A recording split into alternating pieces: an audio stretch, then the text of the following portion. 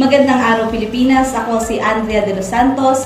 Narito kami upang ihatid sa inyo ang mga balitang kailangang marinig, tapat, mabilis at may saysay para sa bayan.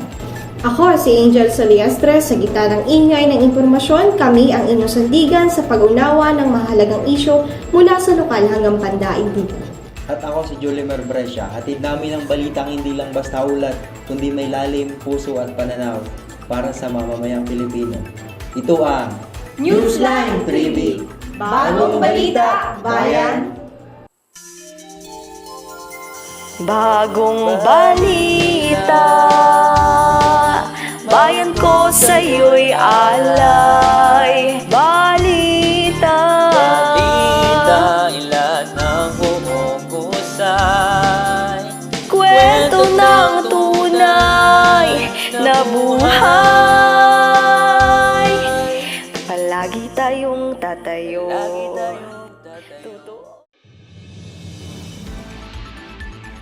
Ngayong araw, isang makasaysayang anunsyo mula sa Vatican.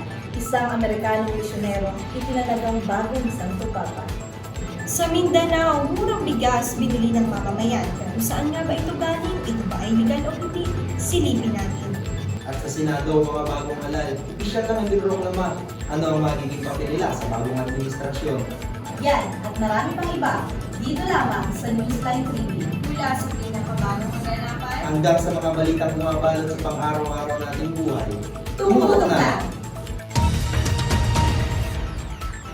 Mula nang pumasok sa Order of St. Augustine at maging pari, malayo-layo na ang naging takbuhin sa pananampalataya ni Robert Francis Cardinal Cremos o ngayon si Pope Leo XIV. Ang napili niyang pangalan ng Santo Papa, ano kaya ang naging inspirasyon? Nakatutok si Cindy Valderrama. Ipinanganak sa Chicago, Illinois noong 1955, isang BS Mathematics degree holder si Pope Leo XIV mula sa Villanova University.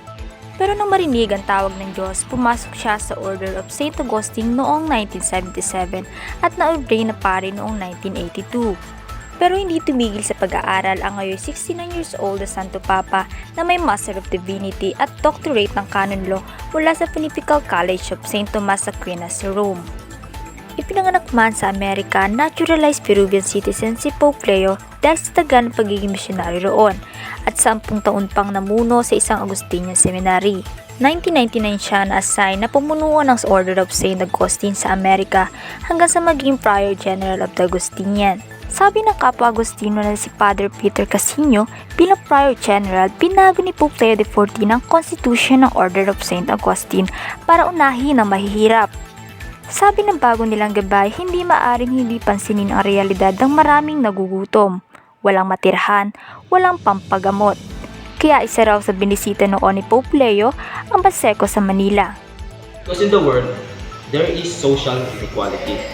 There are people who live in abundance and there are also people live in famine.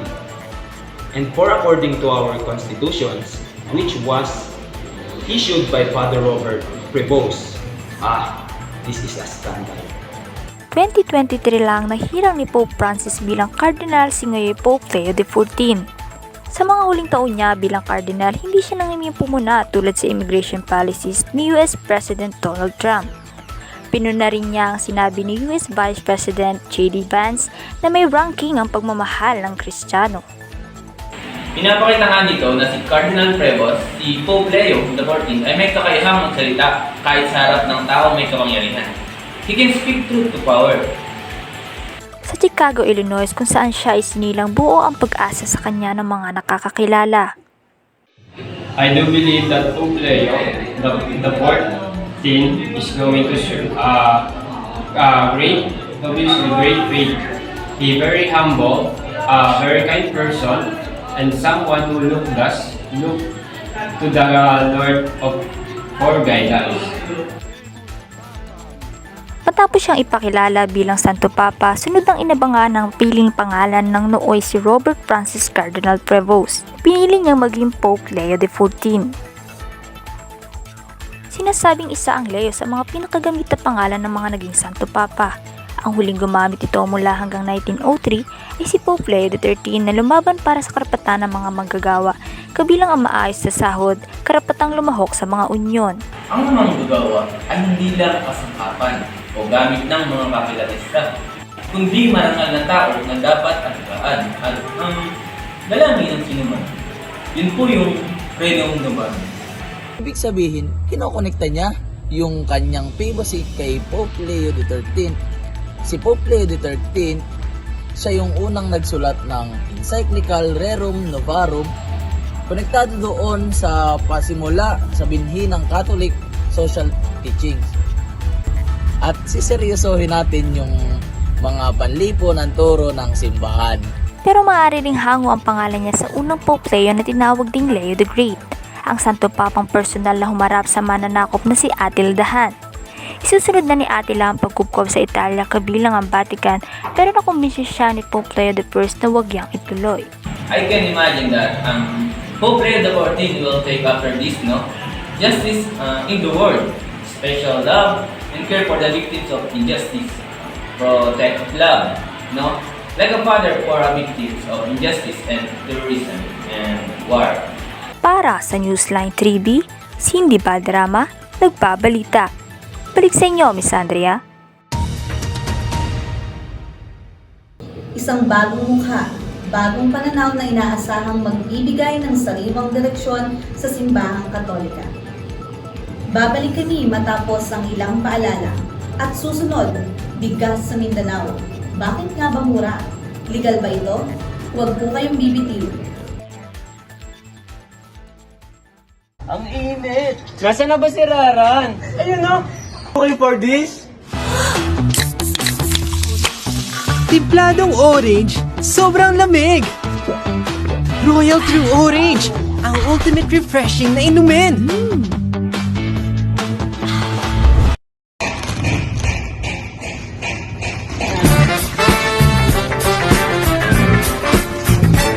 Oy! Big boy! Gusto niyo ba ng big boy? Gusto namin!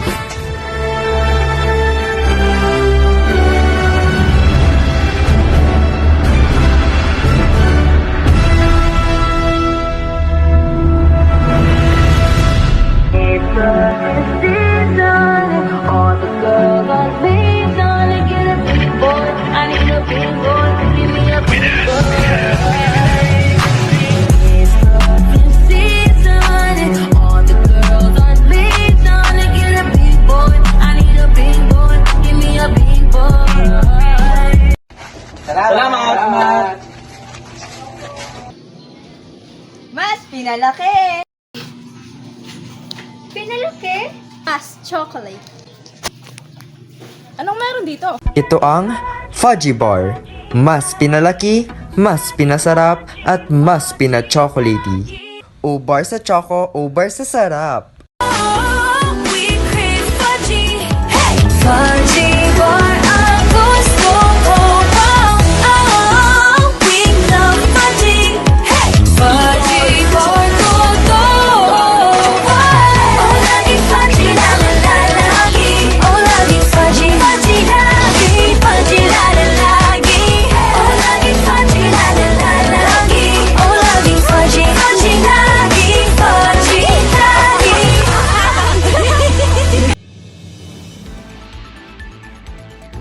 Aabot na rin sa Mindanao ang bentahan ng 20 pesos kada kilo ng bigas ayon sa Agricultural Department.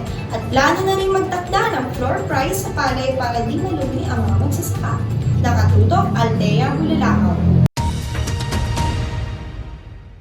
Alinsunod daw sa utos ng Pangulo, pinalalawak na ang 20 pesos na kilo ng bigas sa ibang mga rehiyon. Kasunod ang unang bugso ng bentahan nito sa Kabisayaan, ang bentahan sa Mindanao sa buwan ng Hulyo, at ikatlong bugso sa iba't ibang panig ng Mindanao at ilan pang probinsya sa buwan ng Setyembre. As I mentioned before, ang rating namin ay base sa poverty and incident. So number 1 sa phase 2 natin ay yung nung July would be Zamboanga del Norte has a 37.7% of poverty incident. Wala daw problema sa stocks ngayon ayon sa DA. dahil may kabuoang 1 milyong sako ng bigas na agarang pwedeng ibenta sa halagang 20 pesos kada kilo. Bumabiyahe na raw ang ilan sa mga ito para sa mga lalawigan sa Visayas. Kahit hindi kaalyado ng administrasyon na nahalal sa probinsyang ito, tulad na lamang ng Cebu kung saan natalo ang outgoing Governor Gwen Garcia na kaalyado ng Pangulo, ay tuloy-tuloy daw ang buhos ng supply ng murang bigas. So kami dito sa DA, wala naman kami dito kulay. We are doing our job for Filipino people. Yan ang utos sa atin ng President, no? Lahat ng kailangan bigyan ay bigyan. Lalo namang dumadami at ngayon ay nasa 400,000 metric tons ang palay ang nasa imbakan ng National Food Authority o NFA dahil sa kakulangan sa mga bodega. Naantala ang pagbili ng NFA sa mga magsasaka na sinamang sinasamantala ng mga trader at binibili ang palay sa mababang halaga. Hahabulin daw ng DA ang mga nananamantalang trader at pinag-aaralan ang posibleng pagkatakda ng floor price sa palay. One is para makaset tayo ng floor price para hindi sila malugi. At yan ang pinakaayaw nating mangyari ay ang malugi yung mga farmer, di ba?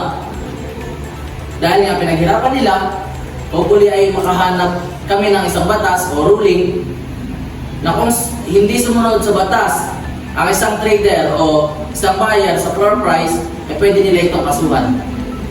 Ito ang News 9 TV. Ako si Altair Bulacao. Back to you, Angel. Patuloy ang investigasyon ng Bureau of Custom at LGU. Subaybayan at takdiin natin ang bawat hakbang. Tuloy ang balitaan. Idineklara na kagabi ang pagkapanalo ng 12 bagong halal na senador. May mga veterano, may mga bagito, lahat may panata sa bayan.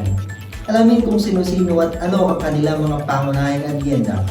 At mula sa Maynila, nakatutok live si Hazel Puti. Julimer, katatapos lang ng proklamasyon ng 12 senador na hinirang na nanalo sa eleksyon 2025. Huwebes natapos yung canvassing ng 175 Certificates of Canvass o COC. Kaya sabi ng COMELEC o Commission on Election ay ito na raw ang pinakamabilis na canvassing at pinakamaagap na proklamasyon sa kasaysayan. Namayani sa talumpati ng mga bagong halal na senador ang kanilang pasasalamat sa kanilang mga taga-suporta at sa kanilang mga mahal sa buhay. Lahat sila ay nangakong magtatrabaho ng maigi sa Senado para maisakatuparan ang kanilang mandato at para ipasa ang mga batas na makatutulong daw sa mga Pilipino. Sa mga nagwagi ngayong eleksyon 2025, 5 ang re-electionist at 4 ang bumabalik sa Senado.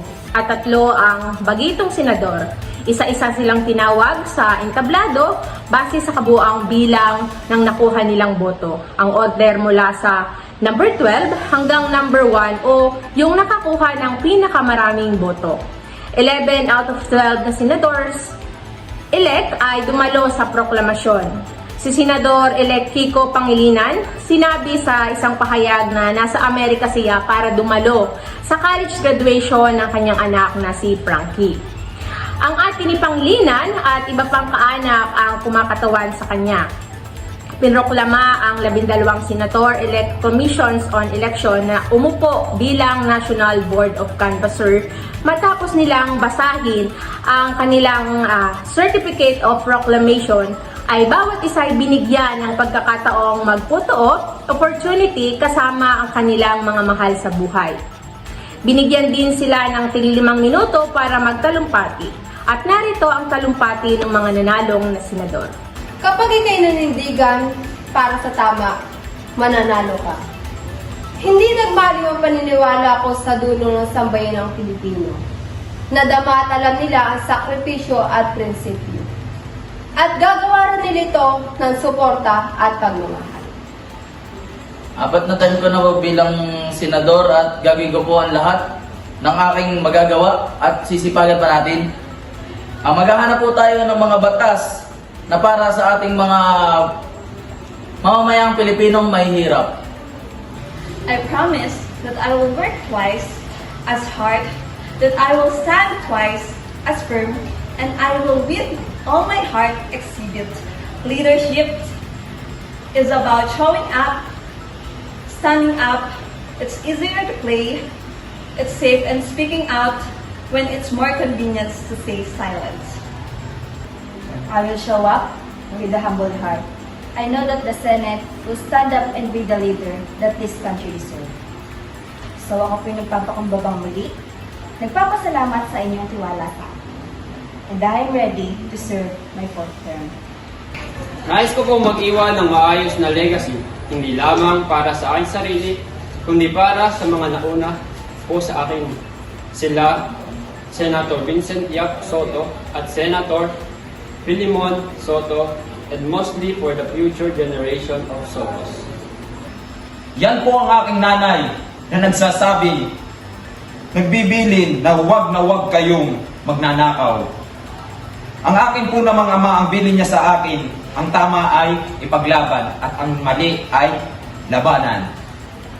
Ang pagtitiwalang ito ay hindi lamang katuparan ng isang karangalan na iginawad sa akin.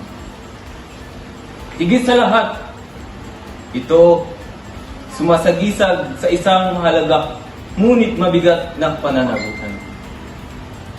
Ang paglilingkod ng buong katapatan, pagsisikapan ko na ito ay aking balikatin hanggang sa aking mapatunayan sa inyong lahat na ako ay karapat-dapat sa iginawad ninyong pagtitiwala. Bahayag ng pasalamat mula sa aking kapatid na si Senador Francis Kiko Pangilinan. Bumabalik ako sa Senado, hindi lang dala ang mga pangako, kundi ang layunin magtrabaho, maglingkod at manindigan para sa bawat Pilipino na nangarap na mas maayos at masaganang bukas. Today, I stand before you, you only elected public servant, but a fellow Filipino shares hope. Your struggles and dreams for a better future. Nasaan ka man ngayon, President Duterte, sir, I dedicate this victory to you. Maraming salamat po kay Vice President Sara Duterte. Ako po ay nangangako na hindi ko po kayo bibiguin. Ito po ang aking simpleng pangako. Araw-araw na tayo po'y nasa Senado. Araw-araw po tayo magtatrabaho para sa kapakanan ng inyong mga anak.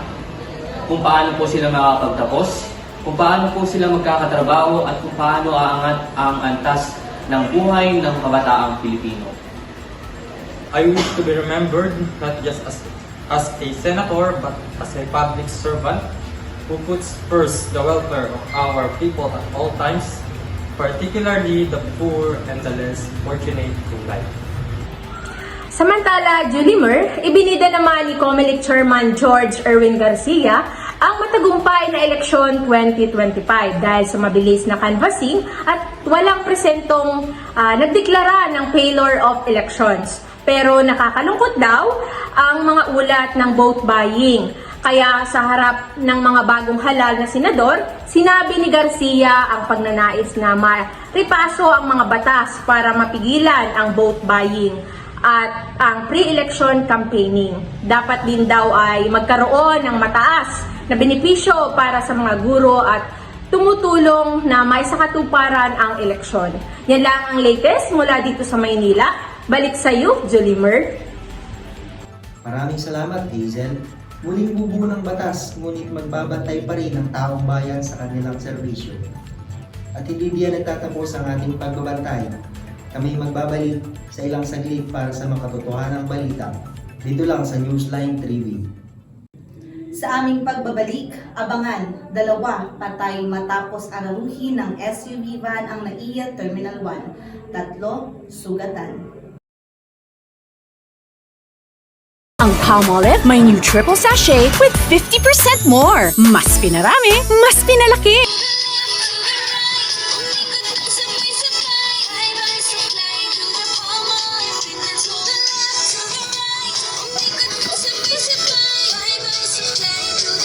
Palmolive triple sachet. 50% more, Palmolive for more.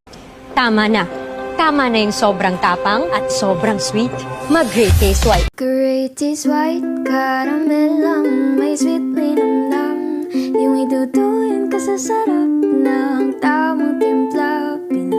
Magkasamang sarap ng real coffee at cream caramel. Sweetly nam-nam, sweetly nam-nam, sweetly nam-nam. Great taste white caramel lang may sweetly nam-nam. Take a break at sweetly nam-namin ang bawat sandali. New Greatest White Caramel. Diego! Go! Go! Sumuko ka na! Napapaligiran ka na namin! Hindi ako susuko! Diego! Go! Go! Narito ang iyong pamilya! Diego! John! Ako si Marita! Iyong kirida! Nandito ang iyong anak para pakiusapan ka! Anak! Pakiusapan mo si Diego! Say! Ako inyong kunsay! Sumuko ka na! Hindi ako susuko! Hindi! Sumuko ba kaya si Diego matapos ang tawaging ulol ng kanyang anak? Bili na po kayo ng chicken, masarap to. Iwan mo rin hanggang gamot sa sakit ng tiyan. Hindi ba naman masakit tan ko?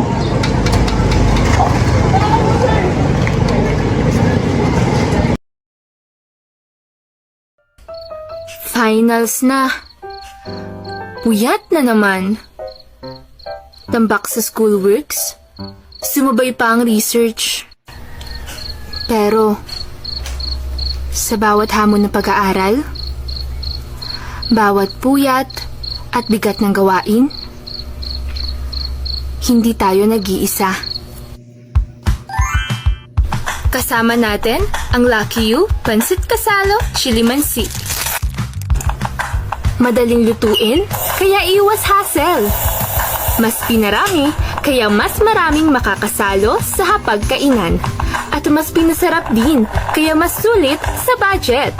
Mayroon ding 6 na pagpipiliang flavors, kaya saan ka ba? Guys! Pansit Casalo muna tayo! Wow!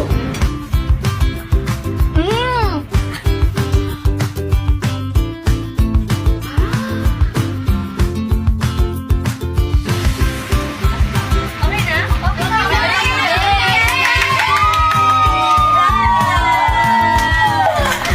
Lucky You, Pansit Casalo. Mas masarap pag may kasama. 12 pesos lang SRP sa inyong mga suking tindahan.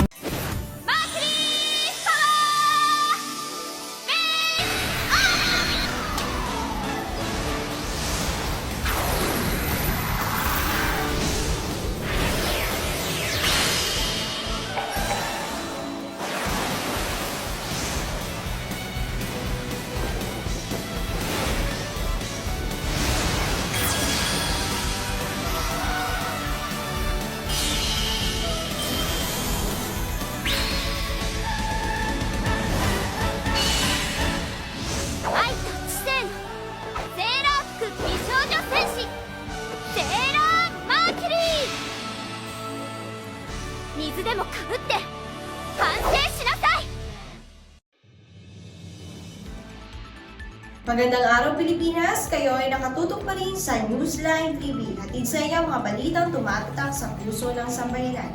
At sa ating susunod na ulat, isang malagim na aksidente ang lumanig sa NAIA Terminal 1. Pero bago natin ibigay ang buong detalye, narito si Shani Padilla nag-uulat. Sa kuha mula sa CCTV ng NAIA Terminal 1 na kumakalat ngayon sa social media, ang isang itim na SUV biglang umabante patungo sa isang entrance ng terminal. 2 ang nasawi. Kasama ang 5 taong gulang na anak ng OFW na ito. Pinakakalma ng otoridad ang naghihinagpis na ama. Nasawi rin ang isang nabanggang lalaki na 28 taong gulang. Ayun, nakikiramay tayo doon, lalong-lalo na sa tatay niya na OFW. Kausap ko kanina yung father niya. Sabi niya sa akin ay ihahatid lang siya ng kanyang pamilya kasama yung anak. Tapos yun yung nangyari. 3 sugatan at dinala sa ospital kasama sa kanila ang nanay ng nasawing bata. Gumamit ng forklift para maalis ang SUV at makuha sa ilalim ang mga biktima. Dumating doon si Ramon, ang chairman ng San Miguel at president ng NIC o New Infra Corporation na nagmando ng pag-clear sa lugar. Ayon sa Land Transportation's Office, lumabas na nagpanik umano ang driver ng SUV. Paalis na raw siya nang may dumaan daw na sasakyan sa harapan niya. At imbes na preno, silinyador o accelerator umano ang natapakan niya. Pero sa kuha ng CCTV, walang sasakyang dumaan sa harap ng SUV. Bago ito umarangkada, nabuhal nito ang isa sa mga bollard hanggang matumbok ang mga biktima. So na-review namin lahat ng CCTV footage.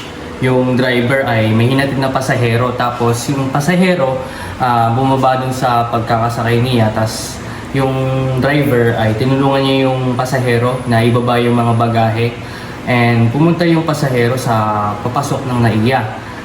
Doon na biglang nakita namin yung sasakyan na rumaragasa. So right now, initially mukha namang hindi pumunta dito yung driver para managasa. Hindi niya intention dahil nga nakita namin sa CCTV na meron talaga siyang hinatid na pasahero dito. Hawak na ng pulisya ang suspects na nasa sa ilalim sa umano sa mandatory drug testing. Sinuspindi na ng LTO ang kanyang lisensya. Naglabas na ang LTO ng show cause order laban sa driver at sa nagmamay-ari ng sasakyan. Nangako ang NIC na sasagutin ang medical expenses ng mga gasugatan at magbibigay ng financial assistance sa mga kaanak ng nasawi. Makikipagtulungan din daw sila sa investigasyon. Isa na namang paalala ng kahalagahan ng pag-iingat at disiplina sa kalsada, naway makamit ng mga biktima ang hustisya.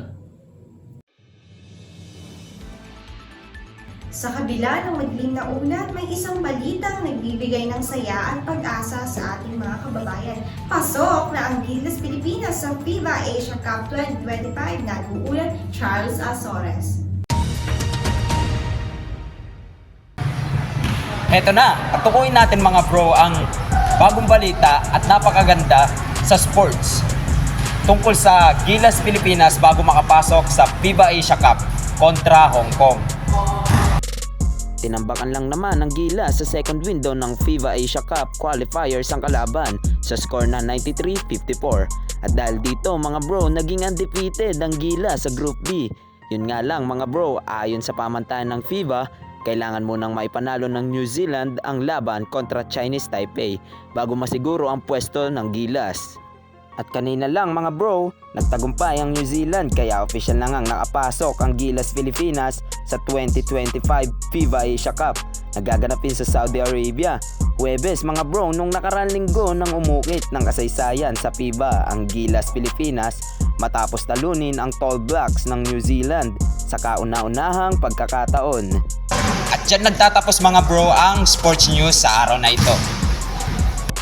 Wow! Talagang tunay na may gilas ang mga Pilipino pagdating sa larangan ng basketball. Halos 700,000 pisong halaga ng umano'y shabu ang nasabat sa isang construction worker sa bypass operation sa Quezon City. Sabi naman ng sospek, hindi raw kanya ang droga. Narito si Kyra May Garcia. Naglakad sa bahaging ito ng Commonwealth Avenue, Quezon City ang 2 pulis na nagpanggap na buyer sa operasyon kontra droga. Isang lalaki ang nilapitan nila sa bangketa. Doon na nagkaabutan ng item at pera. Nang tanggalin ng pulis ang suot niyang sombrero at pinagpagito, hudyat na nagpositibo ang transaksyon. Sa mas malapitang kuha, kitang-kita kung paano inaresto ang 46 anyos na construction worker. Nakikasa yung bypass operation natin sa tulong ng informant natin. Confidential informant na mayroong isang taong nagbabagsak ng droga. Tuwing madaling araw kadalasan ang transaksyon niya. Nakuha mula sa suspect ang nasa 100 gramo ng umanay shabu na nagkakahalaga ng 680,000 pesos. Inaalam pa ng pulisya ang source ng droga. Ang area of preparation niya is Barangay Kulyat, Barangay Albalara, and Barangay Holy Spirit. Ang mga parokya niya is kasama niya sa construction sa mga mechanic. Taong 2022 nang unang maaresto ang suspect dahil din sa pagbebenta ng droga. Nakalaya siya noon matapos pumasok sa plea bargaining agreement. Comment po ako, ma'am. Sa korte na lang po ako magpapaliwanag. Di po sa akin yan eh. Maharap ang suspect sa reklamong paglabag sa Comprehensive Dangerous Drugs Act. Para sa Newsline 3B, ako si Kyra May Garcia. Balik sa'yo, Andrea. Ngayon naman, mga practice teacher nagbahagi ng karanasan at gabay para sa mga susunod na guro. Naririto sina Carl Camarador, Romel Rigodon, and Ayanela Ohano mag-uulat.